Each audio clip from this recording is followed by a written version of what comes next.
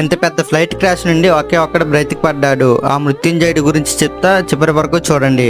ఇతని పేరు విశ్వాస్ కుమార్ రమేష్. ఇండియనే కానీ 20 సంవత్సరాల నుండి లండన్ లో ఉండడం వల్ల బ్రిటిష్ సిటిజన్ అయ్యాడు. లండన్ నుండి ఇతని బ్రదర్ తో పాటు తన ఫ్యామిలీని చూడడానికి వచ్చారు. మళ్ళీ ఇద్దరు రిటర్న్ అయ్యేసరికి లండన్ వెళ్తున్నారు. ఇతని బ్రదర్ కి వేరే సీట్, ఇతనికి వేరే సీట్ వచ్చింది.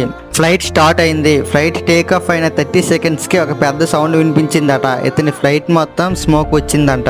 ఇతను వెంటనే ఆ స్మోక్ నుండి పరిగెత్తుకుంటూ ఎగ్జిట్ పాయింట్ కి రిటర్న్ అయ్యాడు. ఫ్లైట్ క్రాష్ అవుతుందని పైలట్ స్పీకర్ లో చెప్పగానే ఎగ్జిట్ నుండి దూకేశాడు. ఫ్లైట్ అప్పుడు అంత ఎత్తులో ఏం లేదు, నార్మల్ హైట్ లో ఉందంట.